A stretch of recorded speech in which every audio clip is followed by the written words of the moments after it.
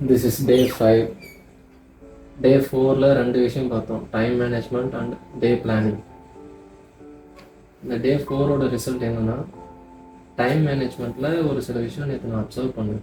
என்னென்னா, நான் videos edit பண்ணி கண்டென்ட் நல்லா ரெடி பண்ணிட்டு எடிட் பண்ணிகிட்டு இருக்கும்போது இன்பிட்வீன் கேப்பில் நான் நினச்சதுன்னா வேறு ஏதாச்சும் ஒரு யூஸ்ஃபுல்லாக அதை ஸ்பெண்ட் பண்ணியிருக்கலாம். ஒரு புக்ஸ் படிக்கிறதோ இல்லை வேறு ஏதாச்சும் நெக்ஸ்ட் டேக்கு ப்ரிப்பேர் பண்ணுறதோ அப்படி பண்ணியிருக்கலாம். பட் அதை பண்ணாமல் எடிட் ஆகிற அந்த பேக்ரவுண்ட் டைமில் ஃபோனில் இன்ஸ்டாகிராம் ஸ்க்ரால் பண்ண ஆரம்பிச்சிட்டேன்.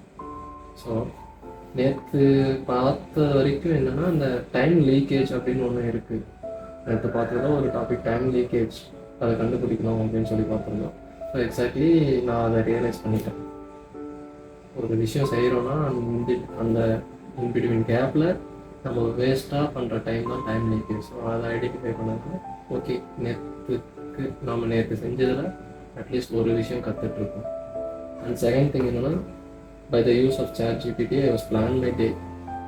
ஒரு 24 ஹவர்ஸ் பிளான் பண்ணியிருப்பேன். அதை 24 ஹவர்ஸை பிளான் பண்ணி ஒரு 5 டாபிக்ஸை மட்டும் நான் இன்றைக்கி எக்ஸிக்யூட் பண்ண ட்ரை பண்ணேன். எனக்கு என்னென்னா, மார்னிங் சீக்கிரமாக வேக்கப் ஆகிறது, ஒரு சின்ன சின்ன டாஸ்க் பண்ணுறது, டெய்லி ஒரு 3 லிட்டர்ஸ் தண்ணி சாப்பிட்றது, இந்த மாதிரி சின்ன சின்ன டாஸ்க்கு தான் ட்ரை பண்ண பார்த்தேன். பட் ஆனால் முடியல, இன்றைக்கும் லேட்டாக தான் இருந்தேன். ஸோ இந்த ஹேபிட் மட்டும் கன்சிஸ்டண்ட்டாக ஒரு சின்ன விஷயமாக இந்த ஒரு 2 டேஸ்க்கு மட்டும் ஜஸ்ட் 4 டாஸ்க் மட்டும் பண்ணலாம்னு இருக்கேன். என்னன்னா, காலையில் 5 o'clock wake up time, daily 3 litres water, before bed 10 minutes meditation, 10 o'clock sharp bed time, video எடிட்டிங்க்கு ஜஸ்ட் 1 hour. இதுதான் இப்போதைக்கு ப்ரைமரியாக பண்ண போகிறதா பிளான் பண்ணி வச்சுருக்கேன். Let's see how it going to happen. ஒரு விஷயம் கிளியராக புரிஞ்சிக்கணும். நம்ம ஒரு விஷயத்தை தேடுறோம் அப்படின்னா அந்த விஷயத்தில் மட்டும்தான் ஃபோக்கஸ் இருக்கணும். இப்போ நம்ம ப்ரைமரி ஃபோக்கஸ் ஃபுல்லாக டிசிப்ளினை பற்றின அந்த எண்ணம் மட்டும்தான் இருக்கணும். இப்போ டிசிப்ளினை பற்றி நம்ம யூடியூப்பில் ஏதாச்சும் ஒரு கண்டென்ட் பார்க்க போகிறோம் அப்படின்னா அட் த சேம் டைம் வேறு ஏதாச்சும் ஒரு கண்டென்ட் வரும், வேறு ஏதாச்சும் ஒரு டாபிக் வரும். அப்படியே அந்த டாப்பிக்கு சேஞ்ச் ஆகக்கூடாது.